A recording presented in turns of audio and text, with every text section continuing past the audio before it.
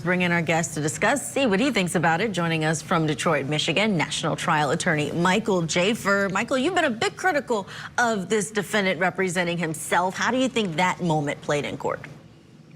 I think what I'm seeing is that the train wreck continues of a defense. You know, maybe I bring in my own bias into this case. I mean, everybody brings their own bias into these analyses. My bias comes from the defense, from a public defender standpoint, a defense attorney standpoint.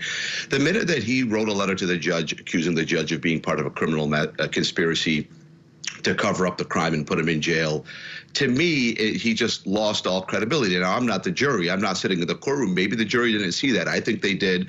They were not supposed to see it.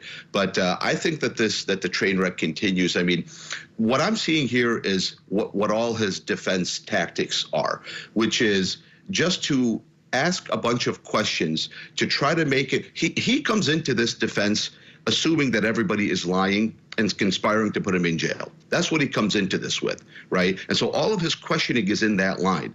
And I've been in at those defense tables where I'm forced to represent somebody because a judge forced me to represent that person. And I try to talk sense into that person and tell that person, we cannot go down this line of inquiry. It's only going to hurt your case. And I'm vetoed because I'm not the decision maker. I'm the attorney. The defendant is the decision maker, and the defendant has the right to do whatever he wants. In this case, this man has a national platform. He's going down every line of inquiry he wants, and his questionings belabor points that don't help him. Now, a broken clock is right twice a day. He's been right on a couple of things that he's tried to expose. But is he making any dent in getting an ultimate acquittal? I don't believe so.